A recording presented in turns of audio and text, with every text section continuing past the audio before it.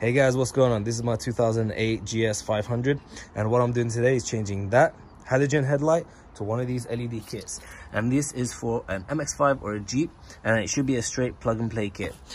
So the reason why I'm doing it is because these lights are not consistent and you can't really see the beam at night time. When you rub it, it gets brighter, and then when you let go, it just goes dimmer. So for me, because I've got the screen, I'm gonna get started in taking these bolts off, taking the screen off. I need to take the headlamp out, and I need to use the casing to put onto this one so that I can screw it into place there. So let's do that right now. Okay, so I've taken off the headlight. I didn't take off the screen. I just took off the two Allen bolts down at the bottom. I thought, what's the point? I wanted more room to just kind of like fiddle around, but it's fine. So now all I need to do is just take off this inner housing. As you can see, those little tabs, hopefully they don't break. It's so rusted.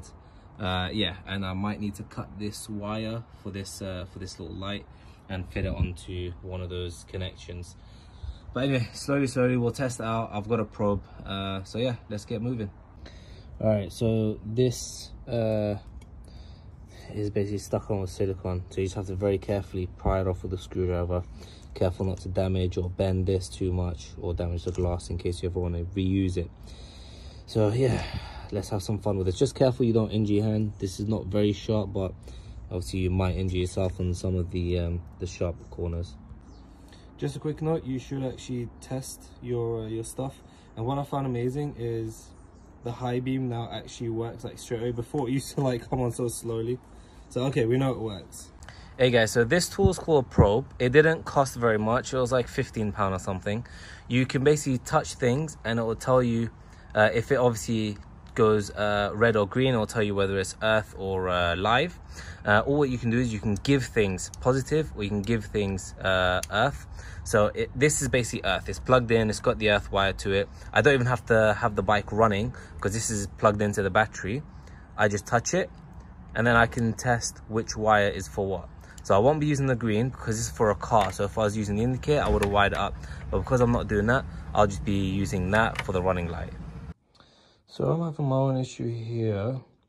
Obviously these things don't fit together very well. So I'm gonna try and 3D print something so that I can basically screw that onto this unit.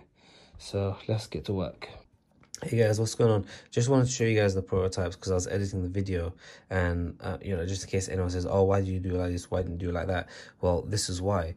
I didn't have any room to basically do what I did. You know, here's the bottom lip, and I couldn't go this way because this is where the bracket would fit, so I can't.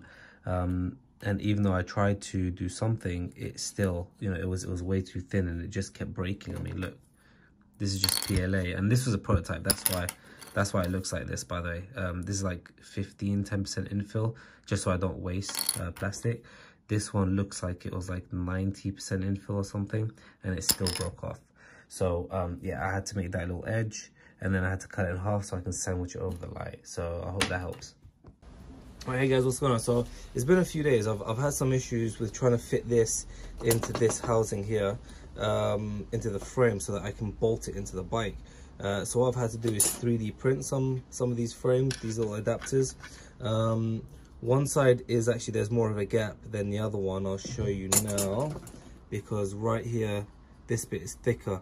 I'm putting it basically top and bottom of the light. This is the top side, that's the bottom side. All I need to do is grind down this. So let me quickly grind that down so it can fit. Okay, so here's how it looks now. I had to grind down all of that to make it fit. Like I said, this side is higher than that side, and I fit it in line, so top, bottom, sorry, top where it says dot, and I've tried to line up center. Now what I'm going to do is use some normal nails, seal this in. Oh yeah, I'm going to make sure that it fits in the frame, and then make sure I'm going to put normal nails around the outside to the frame and make sure that this all is stuck in. Hey guys, what's going on? So I finished the project. It's been a few days because I was waiting for the silicone to dry. I used no nail silicone. You can kind of see it a little bit there. It didn't stick too well, but you know, I don't care. I'll put a bit of glue in there. It's not that big of an issue. I just need to kind of paint it with a Sharpie so you don't see the white bits. But let me show you now how it runs. Like, look, anyone that has, you know, bike like this, you know the problem that, you know, when you go to use, let me turn down the brightness. When you use the high beam, See how it's instant on that bottom one? You see how instant it is? Like when you do it before, it used to just be like so slow, and I couldn't tell the difference between high beam and regular. So I wired up the running light, the headlight's all working, and honestly the look of the bike has changed.